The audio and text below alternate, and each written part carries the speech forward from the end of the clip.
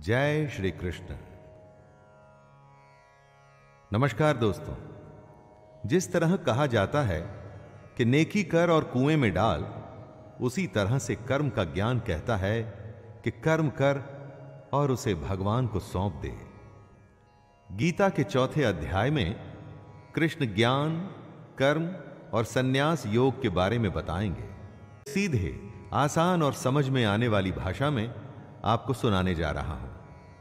आइए सुनते हैं भगवत गीता का अध्याय 4, जिसे ज्ञान कर्म संन्यास योग के रूप में जाना जाता है। श्री भगवानुवाच इमं विवस्वते योगं प्रोक्तवानहमव्ययम् विवस्वान्मनवे प्राह मनुरिक्ष्वाकवे ब्रवीत। श्री भगवान बोले, मैंने इस कभी खत्म न होने वाले योग को सूर्य से कहा था। सूर्य ने यह जानकारी अपने पुत्र वैवस्वत मनु को दी और मनु ने अपने पुत्र राजा इक्ष्वाकु से कहा। श्री कृष्ण कौन थे दोस्तों? कृष्ण एक योगी थे।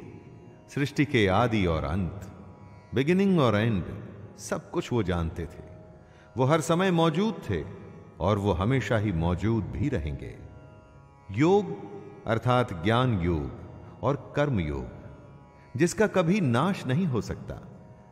आखिर कहां से आया इस योग का ज्ञान? भगवान श्री कृष्ण उसी की जानकारी दे रहे हैं।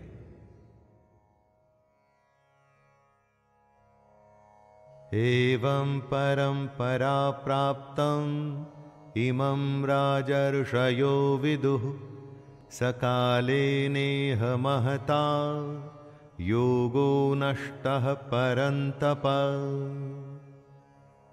हे परंतप अर्जुन, परंपरा चलती रही और कई राजर्षियों को इसकी जानकारी हो गई, लेकिन उसके बाद वह योग बहुत काल से इस पृथ्वी लोक में गायब हो गया।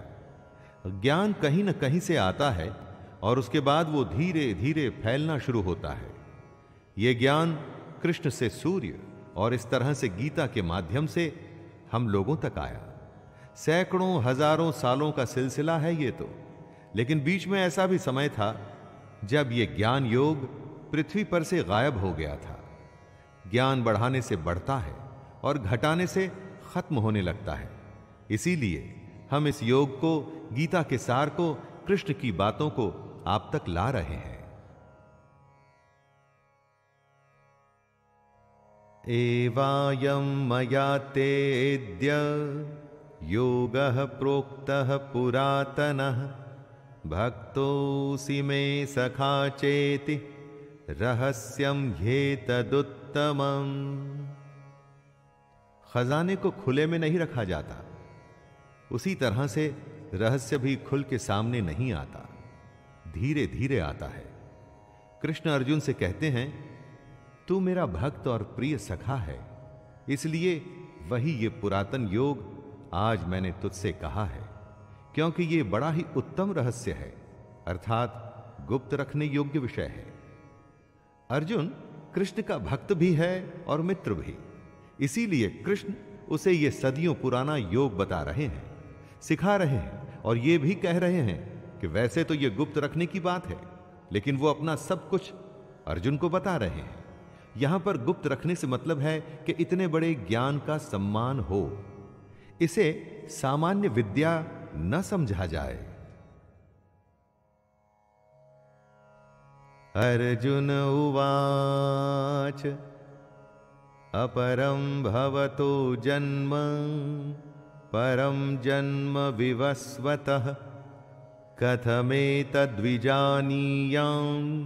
त्वमादौ प्रोक्तवानिति।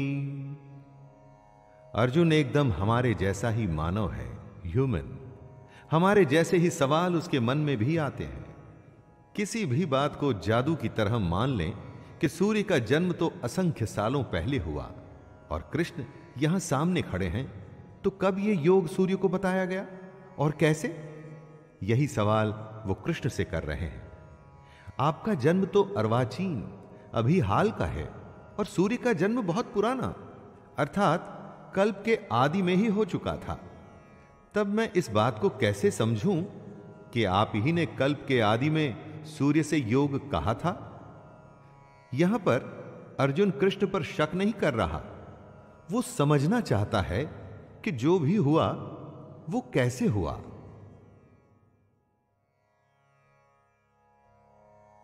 श्री भगवानुवाच बहूनि मे व्यतीतानि जन्मानि तव चार्जुन तान्यहं वेद सर्वाणि न त्वं वेत्थ परन्तप।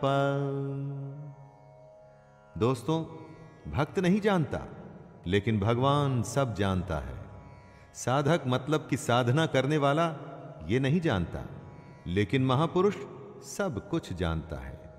जो आंखों से दिखता है वो तो सब जान सकते हैं, इसमें विशेष क्या हुआ, स्पेशल क्या है? जो अव्यक्त है यानी अनएक्सप्लेन्ड है, उसे सिर्फ ज्ञानी और महापुरुष ही जानते हैं। श्री भगवान बोले, हे परंतप अर्जुन, मेरे और तेरे बहुत से जन्म हो चुके हैं, उन सबको तू नहीं जानता, किंतु मैं जानता हूं। यही कृष्ण कह रहे हैं कि अर्जुन उनको साधारण जन्म लेने वाला, हमारे जैसे शरीर वाला ना समझे। दोस्तों, ये बात हमारे लिए भी आवश्यक है कि कृष्ण को हम कैसे और क्या समझें।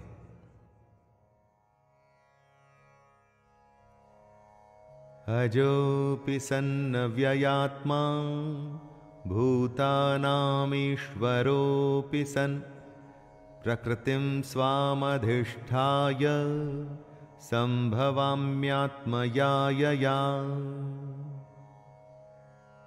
कृष्ण अपने रूप, अपने अस्तित्व को समझाते हुए कह रहे हैं, मैं अजन्मा हूं, यानी मेरा कभी जन्म नहीं हुआ। मैं अविनाशी हूं, अर्थात मेरा कभी नाश नहीं हो सकता। मैं समस्त प्राणियों का ईश्वर होते हुए भी अपनी प्रकृति को अधीन करके अपनी योग माया से प्रकट होता हूं। जिसका जन्म होता है उसकी मृत्यु निश्चित है। तो जिसे अर्जुन देख रहा था वो क्या था? क्योंकि वो तो कभी जन्मे ही नहीं। तो कृष्ण की एग्जिस्टेंस क्या थी? वो थी कृष्ण की योग माया। अपनी माया से कृष्ण ने खुद को ही प्रकट किया था। मनुष्यों में वो मनुष्यों जैसे आए थे ताकि हम सब के बीच हमारे जैसे जीवन जी सकें। यदा यदा हि धर्मस्य ग्लानिर्भवति भारत अभ्युत्थानमधर्मस्य तदात्मानं सृजाम्यहम्। हे भारत, जब जब धर्म की हानि होती है, अधर्म बढ़ जाता है, तब तब ही मैं अपने रूप को रचता हूं और इस दुनिया के सामने प्रकट होता हूं। हर काल में धर्म का नाश होता है, यानी कि अधर्म, करप्शन, पाप बढ़ने लगता है। तब किसी न किसी की जरूरत पड़ती है दोस्तों, जो आए और सब कुछ ठीक करे। जब जब धर्म खतरे में आता है, तब तब कृष्ण अपना एक रूप रचते हैं और हमारे बीच में प्रस्तुत होते हैं, प्रकट होते हैं। और इसी प्रकट होने को ही अवतार कहते हैं। हर युग में आपको एक अवतार की कहानी मिलेगी जो धर्म की स्थापना के लिए धरती पर जन्म लेता है।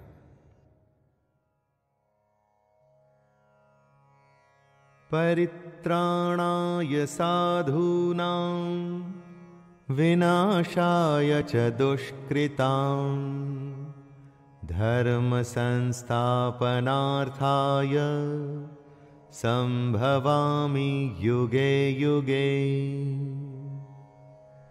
धर्म को फिर से स्थापित करने के लिए हर युग में कृष्ण अवतार लेते हैं। लेकिन क्या है यह धर्म की स्थापना? कृष्ण कहते हैं, साधु पुरुषों का उद्धार करने के लिए पाप कर्म करने वालों का विनाश करने के लिए और धर्म की अच्छी तरह से स्थापना करने के लिए मैं युग युग में प्रकट हुआ करता हूं। साधु का उद्धार यानी भला और पापियों को खत्म करना ही धर्म की रक्षा करना है। आपको लगता होगा दोस्तों कि आज की इस दुनिया में बिना बेईमानी के जीना संभव ही नहीं, क्योंकि हर कोई तो पाप करने पर उतारू है। सच्चाई की राह छोड़ के गलत काम करना ही अधर्म है और कृष्ण अधर्म को खत्म करते हैं।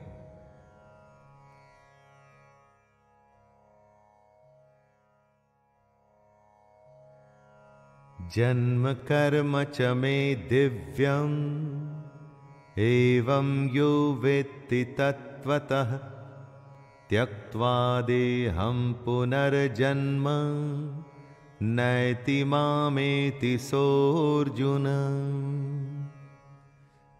कृष्ण कहते हैं कि उनका जन्म अलौकिक है, यानी इस लोक का नहीं। जैसे हम सबका जन्म होता है वैसे कृष्ण का जन्म नहीं हुआ। जो ये बात समझ लेता है वो शरीर को त्याग कर फिर जन्म को प्राप्त नहीं होता, बल्कि वो सीधे कृष्ण को ही प्राप्त होता है। मनुष्य के जन्म का एक तरीका है, हम वो ही समझ सकते हैं, लेकिन कृष्ण उनका जन्म दिव्य और अलौकिक होता है, डिवाइन और इस दुनिया से अलग। इसीलिए उनके अस्तित्व को आसानी से नहीं समझा जा सकता। लेकिन जो भी कोई इस बात को समझ जाता है वो भी जन्म और मृत्यु के चक्कर से निकल सीधा कृष्ण को ही प्राप्त होता है। ज्ञान की बात है तो आसानी से कैसे समझ में आएगी दोस्तों, और अगर समझ आ गई तो फिर किसी ज्ञान की जरूरत ही नहीं रहेगी। वीतराग भय क्रोधा मन्मया मामुपाश्रिताः बहवो ज्ञान तपसा पूता मद्भावमागताः। जिनमें मोह, गुस्सा और डर खत्म हो चुका है, जो कृष्ण से प्रेम करते हैं, जो कृष्ण के भक्त हैं, उनके कहे ज्ञान पर सच्चे मन से चलते हैं, वो कृष्ण को ही प्राप्त हो जाते हैं। जिन्होंने अपने अंदर के मोह, गुस्से या डर जैसे भावों को खत्म कर दिया है, यानी कि अपनी इंद्रियों को वश में कर लिए हैं और खुद को जो कृष्ण को सौंप चुके हैं, उन्हें भगवान की प्राप्ति हो चुकी है, उन्हें मोक्ष मिल चुका है। इस दुनिया में रह के उस दुनिया की बात आप समझेंगे कैसे दोस्तों? अगर उसकी माया समझनी है तो पहले अपनी फीलिंग्स और अपनी इंद्रियों को कंट्रोल करिए।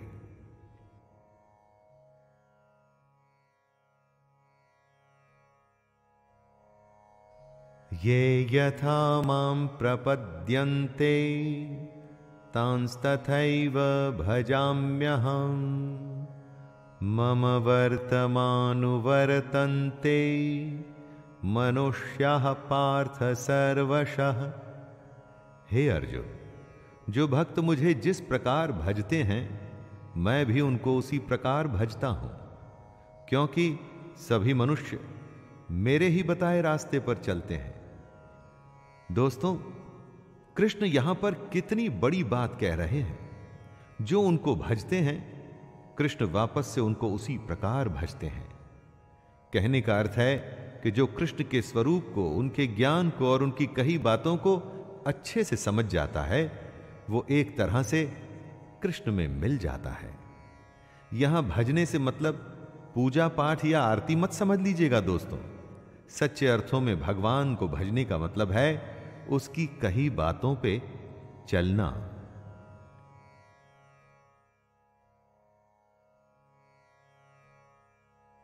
कांक्षन्तः कर्मणां सिद्धिं यजन्त इह देवताः क्षिप्रं हि मानुषे लोके सिद्धिर्भवति कर्मजा।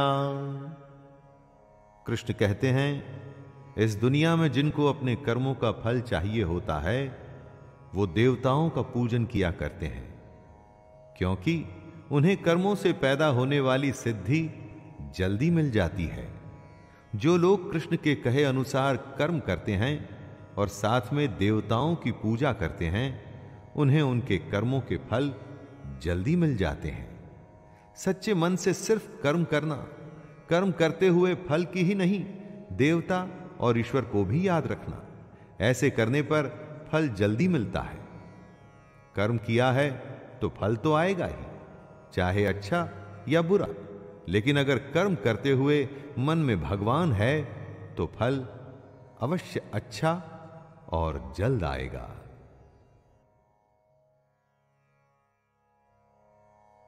चातुर्वर्ण्यं मया सृष्टं गुणकर्म विभागशः तस्य कर्तारमपि मां विद्य कर्तारमव्ययम्। यहां कृष्ण हमारे समाज की सबसे बड़ी सच्चाई जो हम भूल चुके हैं उसके बारे में बता रहे हैं।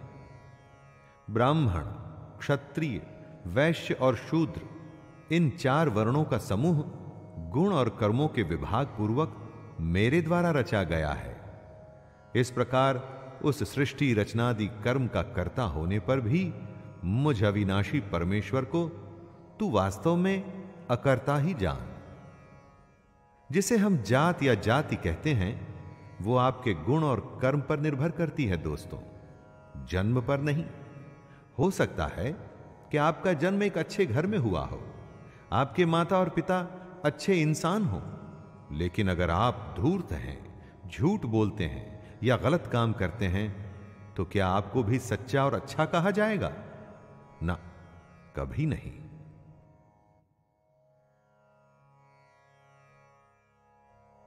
न मां कर्माणि लिम्पन्ते न मे कर्म फले स्पृहा इति मां योऽभिजानाति कर्मभिर्न सबध्यते। कर्म करना है लेकिन उसमें बंधना नहीं, यह कॉम्प्लिकेटेड है दोस्तों, इसलिए जरा ध्यान देकर सुनिएगा। कर्म को पूरी लगन से अपना कर्तव्य समझ के आपको करना है, लेकिन उसमें बंधकर उसके फल के लिए परेशान नहीं होना है। आपने परीक्षा दी या किसी चुनौती का सामना किया, अब उसके रिजल्ट का आपको इंतजार है और आप सोच रहे हैं कि न जाने क्या होगा, हे भगवान अच्छा कर देना। यह गलत है। सच्चे मन से कर्म करिए और आगे बढ़ते रहिए। भगवान से यह मत कहिए कि वो सब अच्छा करें, आप अपना कर्म अच्छा करिए, उसके बाद उस पर छोड़ दीजिए। भगवान को अच्छा फल देने के लिए कभी मत कहिए, उससे कुछ नहीं होगा।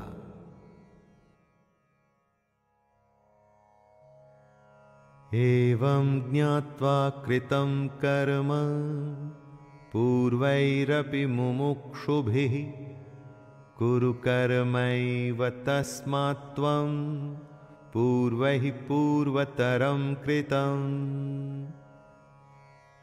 कृष्ण आगे अर्जुन को बताते हैं कि बीते समय में जिन लोगों को मोक्ष प्राप्त हुआ था उन्होंने इसी तरीके का इस्तेमाल किया था, और इस समय में अगर अर्जुन तुझे भी मोक्ष की इच्छा है तो तुझे भी इसी तरीके से चलना पड़ेगा। कृष्ण पूर्वजों के तरीके को समझाते हुए अर्जुन से कह रहे हैं दोस्तों कि उससे पहले भी कितने ही लोग निष्काम कर्म को समझ ईश्वर को प्राप्त हुए थे। उसी तरह से अर्जुन को भी इस बने बनाए तरीके पे चल ईश्वर को पाना चाहिए। दुनिया कितनी भी बदल जाए, दुनिया के नियम नहीं बदलते। जैसे जन्म और मृत्यु अटल है, उसी तरह से मेहनत करने पर अच्छा फल मिलेगा, यह भी अटल है। किम कर्म किम कर्मेति कवयोप्यत्र मोहिताः तत्ते कर्म प्रवक्ष्यामि यज्ञ ज्ञात्वा मोक्षसे शुभात्। कंफ्यूजन की स्थिति को दूर करते हुए भगवान श्री कृष्ण कहते हैं, कर्म क्या है और अकर्म क्या है। इस प्रकार इसका निर्णय करने में बुद्धिमान पुरुष भी मोहित हो जाते हैं। इसलिए वह कर्म तत्व मैं तुझे भली भांति समझाकर कहूंगा, जिसे जानकर तू अशुभ से अर्थात कर्म बंधन से मुक्त हो जाएगा। आखिर कर्म होता क्या है? कुछ भी करने को क्या कर्म कहते हैं? हर समय हम इस शब्द का इस्तेमाल करते हैं, परंतु कृष्ण कर्म और अकर्म का भेद खोलेंगे और समझाएंगे कि कैसे इसको समझकर आप कर्म योग में लग सकते हैं और अपने जीवन में आगे बढ़ सकते हैं। कर्मणो ह्यपि बोद्धव्यम बोद्धव्यम च विकर्मणः अकर्मणश्च बोद्धव्यम गहना कर्मणो गतिः। कर्म क्या है यह समझना चाहिए और अकर्म क्या है यह भी समझना चाहिए, और साथ में विकर्म का स्वरूप भी जानना चाहिए, क्योंकि कर्म बहुत ही कॉम्प्लिकेटेड चीज है। 3 शब्दों में कहा है कृष्ण ने, कर्म, अकर्म और विकर्म, यानी कुछ करना, कुछ न करना और कुछ विशेष करना। ये बातें सुनकर दोस्तों आपको फिलॉसफी लगेगी, सत्संग के ज्ञान की तरह लगेगा, लेकिन अगर आप इन बातों को समझ जाएं तो यकीन मानिए हमारी प्रैक्टिकल दुनिया में आपका जीना एकदम आसान हो जाएगा। और यही वजह है कि कृष्ण कर्म, अकर्म और विकर्म को समझाना चाहते हैं। कर्मण्य कर्म यह पश्येद कर्मणि च कर्म यः सबुद्धिमान मनुष्येषु सयुक्तः कृत्स्न कर्म कृत। जो मनुष्य कर्म में अकर्म देखता है और जो अकर्म में कर्म देखता है, वो और लोगों से ज्यादा इंटेलिजेंट है, और ऐसा योगी समस्त कर्मों को करने वाला है। कर्म में अकर्म देखने का मतलब क्या हुआ? यानी जो मनुष्य कर्म करता है लेकिन उस पर घमंड नहीं करता कि करने वाला वो खुद है, वो कर्म में अकर्म को देख रहा है, कर्म को कर्तव्य मान के कर रहा है। लेकिन दुनिया जहान में या खुद अपने आप से उसका डंका नहीं पीटना चाहिए दोस्तों। उसे यह नहीं करना चाहिए कि मैंने ये कर दिया या वो कर दिया। अपना काम करना है, उसके फल के बारे में नहीं सोचना है, और अपने अगले काम, अगले कर्तव्य में लग जाना है। यही है कर्म में अकर्म को देखना। यस्य सर्वे समारंभाः काम संकल्प वर्जिताः ज्ञानाग्निदग्ध कर्माणं तमाहुः पंडितं बुधाः। कृष्ण कर्म को आगे समझाते हुए कहते हैं, जिसके शास्त्रों द्वारा ठीक बताए गए कर्म बिना कामना और संकल्प के होते हैं, तथा जिसके सारे कर्म ज्ञान रूप अग्नि द्वारा भस्म हो गए हैं, उस महापुरुष को ज्ञानी जन भी पंडित कहते हैं। दोस्तों, सीधी भाषा में इसे यूं समझिए कि कर्म करना है और उसे भूल जाना है। लेकिन कौन सा कर्म? शास्त्र सम्मत। जी हां, शास्त्र सम्मत। जिस कर्म को शास्त्र ठीक बताएं, शास्त्र कौन से कर्म को ठीक बताएंगे? जिसमें धर्म का पालन है, जिसमें आपके कर्तव्य, आपकी रिस्पॉन्सिबिलिटी पूरी होती है। किसी भी काम को अपने स्वार्थ के चलते आप अच्छा या बुरा कह सकते हैं, लेकिन सही कर्म वही है जो शास्त्र सम्मत है। त्यक्त्वा कर्म फलासंगम नित्य तृप्तो निराश्रयः कर्मण्यभिप्रवृत्तोपि नैव किंचित करोति सः। जो पुरुष अपने सारे कर्मों और उनके फल में आसक्ति को छोड़ करके इस दुनिया पर डिपेंडेंट नहीं और परमात्मा में नित्य तृप्त है, वह कर्मों को करता हुआ भी वास्तव में कुछ भी नहीं करता। जो इंसान काम करते हुए उसके फल के बारे में बिल्कुल नहीं सोचता, वो ही सबसे आगे जाता है, उसी की उन्नति होती है। इतनी उन्नति, इतनी प्रोग्रेस कि अगर वो चाहे तो भगवान को भी पा सकता है।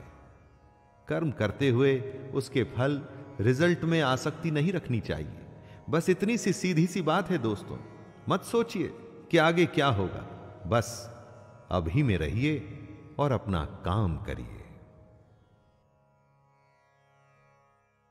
निराशीर्यत चित्तात्मा त्यक्त सर्व परिग्रह शारीरम केवलम कर्म कुर्वन्नाप्नोति किल्बिषम्। इस श्लोक में श्री कृष्ण योगी की डेवलप्ड अवस्था के बारे में बता रहे हैं, जिसने अपना अंतःकरण यानी मन और इंद्रियों के साथ में शरीर को जीत लिया है, जिसने अपने मन और इंद्रियों को अपने काबू में कर लिया है। ऐसे पुरुष को आशा रहित पुरुष कहा जाता है। आपका मन, अंतःकरण आप में कल्पनाएं जगाता है, आशाएं जगाता है, तब आप उसके काबू में होते हैं। जो आपका मन कहता है आप वही करते हैं और आप अपनी आशाओं के वश में होते हैं। लेकिन जो अपने मन पर विजय पा लेता है वो सिर्फ शरीर संबंधी कर्म करता है। वो कर्म करता है पर नहीं भी करता। यद्रच्छालाभ संतुष्टो द्वंद्वातीतो विमत्सरः समः सिद्धावसिद्धौ च कृत्वापि न निबध्यते। जिसको बिना मांगे जो मिले वो उसी में संतुष्ट रहे, और जिसे दूसरों से जलन नहीं होती, जो सुख दुख आदि द्वंद्वों से छूट चुका है, ऐसा सिद्धि और असिद्धि में बराबर रहने वाला कर्म योगी कर्म करता हुआ भी उनसे नहीं बंधता। कर्म योगी की डेफिनेशन को समझाते हुए कृष्ण बता रहे हैं कि योगी को जो भी बिना इच्छा के मिल जाता है वो उसी में संतुष्ट रहता है। जो किसी से जलन नहीं रखता कि उसके पास मेरे से ज्यादा पैसा या शोहरत या नाम है, जो हार या जीत, सुख और दुख इन सब में एक जैसा महसूस करता है, वही असली कर्मयोगी है। गत संगस्य मुक्तस्य ज्ञानावस्थित चेतसः यज्ञायाचरतः कर्म समग्रम प्रविलीयते। कर्मयोगी अपनी इच्छाओं पर विजय पा अपने लगाव को खत्म करता है। उसे अपनी देह पर भी घमंड नहीं रहता कि मैं इतना ताकतवर या सुंदर हूं। वो अपने मन में ममता या मोह को नहीं आने देता। ऐसे योगियों के मन में सिर्फ परमात्मा का ज्ञान होता है। उसी ज्ञान पे चलते हुए ये अपना कर्म यज्ञ की तरह करते हैं, और इतना कठोर नियंत्रण होने की वजह से ही ये लोग मोक्ष को समझ उसको प्राप्त करते हैं। ऐसा करना आसान नहीं होता दोस्तों, लेकिन ऐसा भी नहीं कि यह असंभव है। यही बात कृष्ण बता रहे हैं कि कई लोग इस अवस्था को प्राप्त हो चुके हैं, कर्म योगी बन चुके हैं। ब्रह्मार्पणं ब्रह्म हविर् ब्रह्माग्रौ ब्रह्मणाहुतं ब्रह्मैव तेन गन्तव्यं ब्रह्म कर्म समाधिना। कृष्ण कहते हैं जिसे यज्ञ में चढ़ाया जाए वो ब्रह्म है, और हवन करने के लिए जो द्रव्य इस्तेमाल में लाया जाए वो भी ब्रह्म है। साथ में जो हवन की अग्नि में आहुति दी जाए वो भी ब्रह्म है। ऐसे हवन को करने वाला योगी जो फल पाता है वो भी ब्रह्म है। ब्रह्म से यहां मतलब है सबसे बड़ा सत्य। चारों तरफ जो दुनिया आप देखते हैं ना दोस्तों, ये इसी सच का एक रूप है। अपनी हर रोज की जिंदगी में ऐसी गूढ़ बातें कई बार मुश्किल लगती हैं। ऐसा लगता है कि किसके लिए, किसके पास टाइम है। लेकिन इसका अर्थ यह नहीं कि इससे सच बदल जाता है? कृष्ण की इन बातों से ब्रह्म को समझने की कोशिश तो करिए दोस्तों। दैवमेवापरे यज्ञं योगिनः पर्युपासते ब्रह्माज्ञावपरे यज्ञं यज्ञेनैवोपजुह्वति। कुछ योगी देवताओं को सब कुछ मान यज्ञ को उनको समर्पित करते हैं। देवता का अर्थ है जिन भगवान के रूपों की हम पूजा करते हैं। यही यज्ञ का एक रूप होता है जो हमारे जैसे लोगों के लिए है। जो पहुंचे हुए कर्मयोगी होते हैं वो यज्ञ में अपना सब कुछ ब्रह्म को सौंपते हैं। उनका हर अनुष्ठान ब्रह्म के लिए होता है। चाहे आप राम, कृष्ण, शिव या दुर्गा या अपने किसी अभिष्ट को याद करके यज्ञ करें या ब्रह्म को सबसे बड़ा सच मान के कर्म करें, कोई फर्क नहीं पड़ता दोस्तों। बस ये ध्यान रखना है कि आपका कर्म भी एक यज्ञ है जिसमें आप उस ईश्वर को अपना सब कुछ सौंप के बस काम में लग जाते हैं।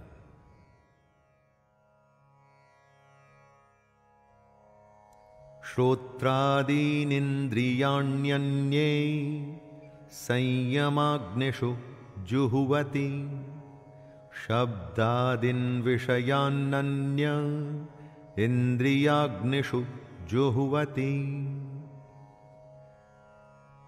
आग में कुछ भी डालो वो जल के भस्म हो जाता है।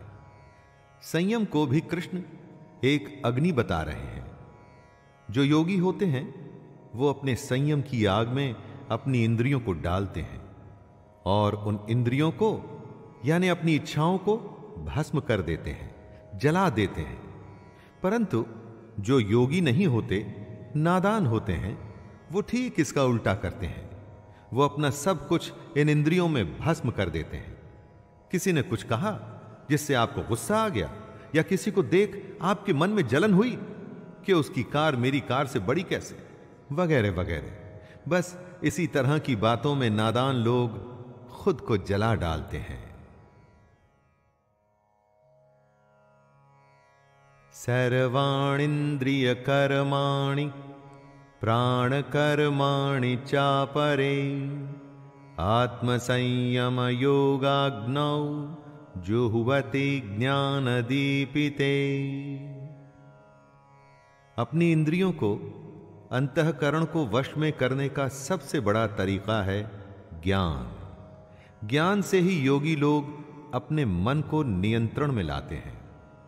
जब भी कोई बुरा विचार आता है तो उस समय उनका ज्ञान ही उन्हें बताता है कि उनके जीवन का लक्ष्य ये नहीं, कुछ और है। आप खुद सोचिए, हर काम के दो पहलू होते हैं। उसे करते हुए आपको पता होता है कि क्या सही तरीका और क्या गलत। तब आप कौन सा रास्ता चुनते हैं? यह ज्ञान ही तो है जो आपको सही रास्ता चुनने के लिए कहता है। कृष्ण हमें गीता के माध्यम से यही ज्ञान दे रहे हैं।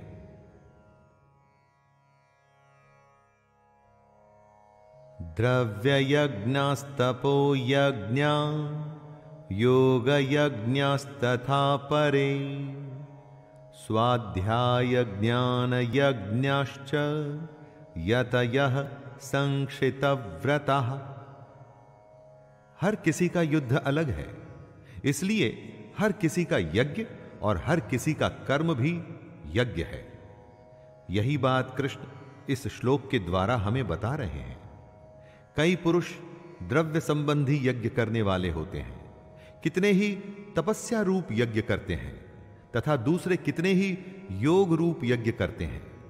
कितने ही अहिंसादि तीक्ष्ण व्रतों से युक्त यत्नशील पुरुष स्वाध्याय रूप ज्ञान यज्ञ करने वाले होते हैं। कोई ईश्वर की पूजा कर उसे फूल और फल चढ़ाता है, कोई तपस्या कर भगवान को खुश करने की कोशिश करता है और कोई योग से भगवान को पाने की कोशिश करता है। दोस्तों, अपना युद्ध पहचानिए और अपना कर्म चुनिए। अपाने जुह्वति प्राणम प्राणे पानं तथा परे प्राणापान गतिरुद्ध्वा प्राणायाम परायणः अपरे नियताहारः प्राणान् प्राणेषु जुह्वति सर्वेप्येते यज्ञविदो यज्ञक्षपितकल्मषः। इस श्लोक में कृष्ण प्राणायाम से जुड़े आयाम बता रहे हैं। जरा ध्यान दे के सुनिएगा दोस्तों। कितने ही योगी जन अपान वायु में प्राण वायु को हवन करते हैं, वैसे ही अन्य योगी जन प्राण वायु में अपान वायु को हवन करते हैं तथा अन्य कितने ही नियमित आहार करने वाले प्राणायाम परायण पुरुष प्राण और अपान की गति को रोककर प्राणों को प्राणों में ही हवन किया करते हैं। ये सभी साधक यज्ञों द्वारा पापों का नाश कर देने वाले और यज्ञों को जानने वाले हैं। प्राण का अर्थ है सांस अंदर खींचना, अपान का मतलब सांस को छोड़ना। कौन कितना पहुंचा हुआ योगी है उसकी अलग अलग अवस्था होती है। बहुत से योगी अपनी सांसों के आने जाने पर पूरा कंट्रोल रखते हैं, परंतु हम में से ज्यादातर ऐसा नहीं कर पाते। हमारी सांसें तो मजबूरी में चलती हैं, क्योंकि नहीं चली तो हम मर जाएंगे। लेकिन योगियों के साथ ऐसा नहीं होता। प्राणायाम से हम अपने पर संयम करने में सफल होते हैं और यही बात कृष्ण हमें बता रहे हैं। यज्ञशिष्टामृतभुजो यान्ति ब्रह्म सनातनम् नायं लोकोऽस्त्यय यज्ञस्य कुतोऽन्यः कुरु सत्तमा। यज्ञ की महिमा का बखान करते हुए कृष्ण कहते हैं, हे कुरुश्रेष्ठ अर्जुन, यज्ञ से बचे हुए अमृत का अनुभव करने वाले योगी जन सनातन पर ब्रह्म परमात्मा को प्राप्त होते हैं, और यज्ञ न करने वाले पुरुष के लिए तो ये मनुष्य लोक भी सुखदायक नहीं है। फिर परलोक कैसे सुखदायक हो सकता है? यज्ञ करने के बाद जो बचता है उसे कृष्ण अमृत बता रहे हैं, और यह अमृत सीधे भगवान तक ले जाता है। दोस्तों, यज्ञ को आप कर्म भी समझ सकते हैं। कर्म करने के बाद जो भी उसका फल हो उसे भगवान का आशीर्वाद समझ उसमें संतुष्ट होकर अपने अगले कर्म में लग जाना चाहिए। एवं बहुविधा यज्ञा वितता ब्रह्मणो मुखे कर्मजान् विद्धितान् सर्वान् एवं ज्ञात्वा विमोक्ष्यसे। कृष्ण आगे कहते हैं, कितने ही तरह के यज्ञ वेद की वाणी में बताए गए हैं। उन सबको तू मन, इंद्रिय और शरीर की क्रिया द्वारा संपन्न होने वाले जान। इस प्रकार इन यज्ञों का मूल तत्व, इनकी रियलिटी जानकर उनके अनुष्ठान द्वारा तू कर्म बंधन से हमेशा के लिए मुक्त हो जाएगा। कितने ही यज्ञ वेदों में बताए गए हैं और कई यज्ञों के बारे में श्री कृष्ण ने भी बताया, जैसे अपने पर संयम रख इंद्रियों को वश में करना, यज्ञ में देवताओं को अर्पण करना, सांसों को नियम में रख प्राणायाम करना। ये सारे यज्ञ ही तो हैं। ये यज्ञ अगर हम सच्चे मन से करेंगे तो इस जन्म और मृत्यु के चक्कर से हमेशा के लिए निकल सकते हैं। श्रेयान् द्रव्यमयाद्यज्ञान यज्ञः परन्तप सर्वं कर्म अखिलं पार्थ ज्ञाने परिसमाप्यते। हे परंतप अर्जुन, आहुति चढ़ाकर किए गए यज्ञ से अच्छा ज्ञान यज्ञ होता है। एक यज्ञ तो वो होता है जिसमें हवन में आप देवताओं का आवाहन कर उन्हें अलग अलग द्रव्य जैसे घी इत्यादि चढ़ाते हैं, और एक दूसरा यज्ञ होता है ज्ञान यज्ञ, जिसमें आप अपनी इंद्रियों को वश में करते हैं, अपनी सांसों को नियंत्रण में रखते हैं, अकर्म करते लेकिन उसके फल में इच्छा नहीं रखते। ये सारे ज्ञान यज्ञ हैं और ये द्रव्य यज्ञों से कहीं अच्छे हैं। इसीलिए ज्ञान यज्ञ हमें सीधे ईश्वर से साक्षात्कार कराता है, हमें उनसे जोड़ता है। तद्विद्धि प्रणिपातेन परिप्रश्नेन सेवया उपदेक्ष्यन्ति ते ज्ञानम् ज्ञानिनस्तत्त्वदर्शिनः। अर्जुन तो खुद भगवान के सामने था, लेकिन हम सब तो नहीं है दोस्तों। अगर ये ज्ञान हमें समझ नहीं आ रहा तो हम तत्वदर्शी ज्ञानी महापुरुष के पास जाके इस ज्ञान को या ब्रह्म को समझने की कोशिश कर सकते हैं। अगर ज्ञान हमें जरूरी ही नहीं लगेगा तो हम बस अपनी जिंदगी को बिना कुछ जाने जीते ही चले जाएंगे। कृष्ण अर्जुन के माध्यम से हम सबको कुछ बता रहे हैं। ज्ञान को तू तत्वदर्शी ज्ञानियों के पास जाकर समझ। उनको भली भांति दंडवत प्रणाम करने से, उनकी सेवा करने से और कपट छोड़कर सरलता पूर्वक प्रश्न करने से वे परमात्मा के तत्व को भली भांति जानने वाले ज्ञानी महात्मा तुझे उस तत्व ज्ञान का उपदेश करेंगे। यज्ञात्वा न पुनर्मोहम् एवं यास्यसि पांडव येन भूतान्यशेषेण द्रक्ष्यस्यात्मन्यथो मयि। हम सब अपना काम करते हैं, कमाते हैं, हमारा परिवार बढ़ता है, हम बूढ़े होते हैं और इस तरह से ये चक्कर निरंतर चलता रहता है। क्यों करते हैं हम ऐसा? क्या जरूरत है ऐसा करने की? क्यों आए हैं इस दुनिया में हम? अज्ञानियों को इसके उत्तर की जरूरत नहीं पड़ती। आपके आसपास कितने लोग ये सवाल करते हैं? ज्यादा नहीं, लेकिन जिसमें थोड़ा सा भी ज्ञान है ना, वो ये जानना चाहता है। और यही जानने के लिए हमें तत्वदर्शी ज्ञानियों के पास जाकर के समझने की कोशिश करनी चाहिए। तभी तो हम मोह से छूटेंगे और भगवान की इस दुनिया को समझने की कोशिश भी करेंगे।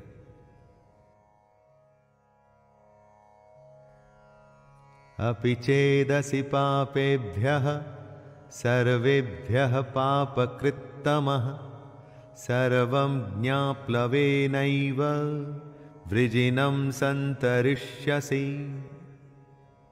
यदि तू अन्य सब पापियों से भी अधिक पाप करने वाला है तो भी तू ज्ञान रूपी नौका द्वारा निसंदेह संपूर्ण पाप समुद्र से भली भांति तर जाएगा।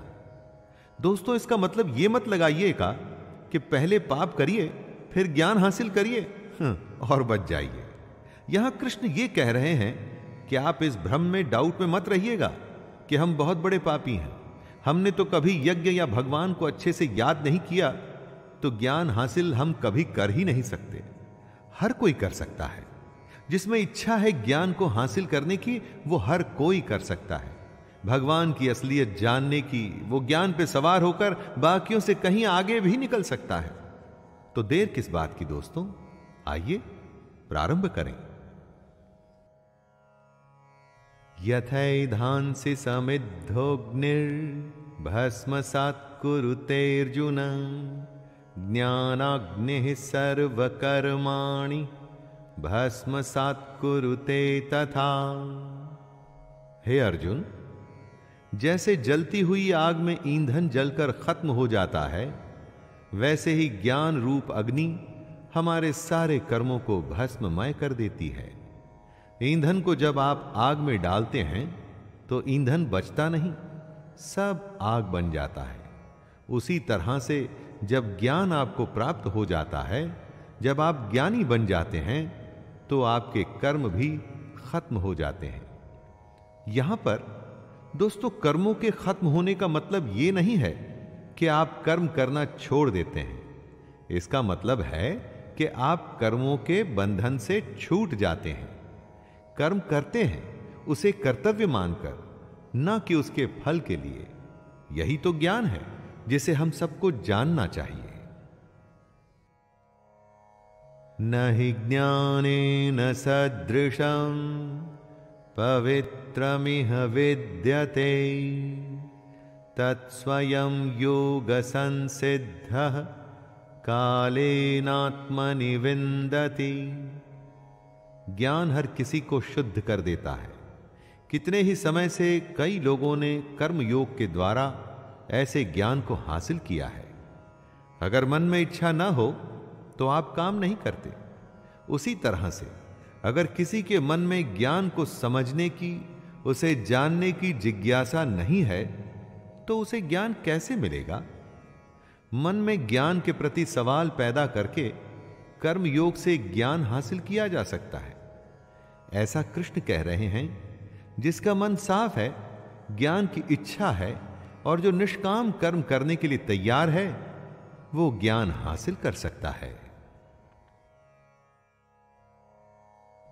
श्रद्धावान लभते ज्ञानम तत्परः संयतेन्द्रियः ज्ञानम लब्ध्वा परां शांतिं चिरेणाधिगच्छति। इंद्रियों को जीतने वाले, मेहनत करने वाले और श्रद्धा रखने वाले मनुष्य को ज्ञान प्राप्त होता है तथा ज्ञान को प्राप्त होकर वह बिना देरी के उसी समय ही उसे भगवान की परम शांति मिलती है। जब आप एग्जाम, परीक्षा देने जाते हैं और अगर आपको सारे जवाब मालूम हैं तो परीक्षा देने में कोई परेशानी नहीं होती दोस्तों। उसी तरह से जो इंद्रियों के वश में करने की कोशिश कर रहा है, जिसके मन में ईश्वर के प्रति श्रद्धा है, उसको इस दुनिया की सच्चाई समझने में या ज्ञान हासिल करने में ज्यादा समय नहीं लगता। सही लगन और सही तरीके से आप दुनिया में कुछ भी हासिल कर सकते हैं। अज्ञश्च श्रद्धानश्च संशयात्मा विनश्यति नायं लोकोऽस्ति न परो न सुखम संशयात्मनः। जो सही गलत का फैसला नहीं कर सकता, जिसमें श्रद्धा नहीं, जिसके मन में शक है, ऐसा मनुष्य खत्म हो जाता है। ऐसे संशय युक्त मनुष्य के लिए न ये दुनिया है, न वो दुनिया, और ना ही सुख। जिसमें न सोचने समझने की शक्ति है, जिसमें न ईश्वर के लिए या इस दुनिया के सच के लिए श्रद्धा है, तो उसके जीवन का कोई मोल ही नहीं। ऐसे अज्ञानी बेवकूफ के लिए किसी दुनिया में आराम नहीं और उसे सुख कभी नहीं मिलता। दोस्तों, बिना कुछ किए कुछ भी हासिल नहीं होता, और साथ में अगर कुछ करने की, कुछ जानने की इच्छा नहीं, तो इस इंसान के होने में और ना होने में कोई फर्क नहीं। योग संन्यस्त कर्माणं ज्ञान संजिन्न संशयम् आत्मवन्तं न कर्माणि निबध्नन्ति धनंजय।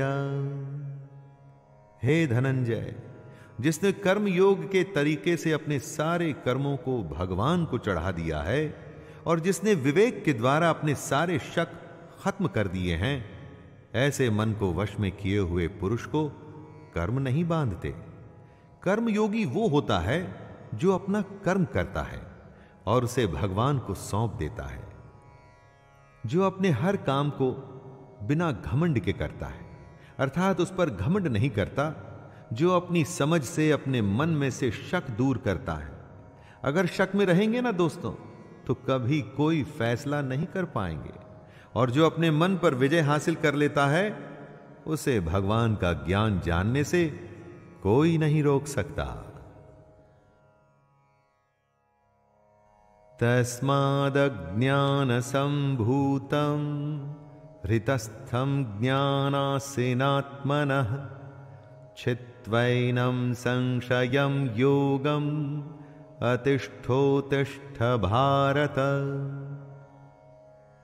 हे भरतवंशी अर्जुन, इसलिए तू हृदय में स्थित इस अज्ञान से होने वाले अपने शक को विवेक रूपी तलवार से काटकर कर्म योग में स्थित हो जा और युद्ध के लिए खड़ा हो जा। कृष्ण आवाहन करते हैं अर्जुन को और कह रहे हैं कि अपने अज्ञान को, अपने मन में पैदा हो रहे शक को कर्म योग से दूर कर और युद्ध के लिए खड़ा हो जा। हमें भी दोस्तों, हमें भी अगर कभी मन में कोई शक या चिंता सताए तो बस कर्म योग को ध्यान में रखकर काम में लग जाना चाहिए। ज्यादा नहीं सोचना चाहिए कि अंजाम क्या होगा। काम करके उसे भगवान को सौंप देना चाहिए, बस। तो दोस्तों, ये गीता का चौथा अध्याय था। ज्ञान और कर्म के संबंध को श्री कृष्ण ने हमारे सामने रखा। अब मिलेंगे 5वें अध्याय में, हम और आप और श्री कृष्ण की गीता।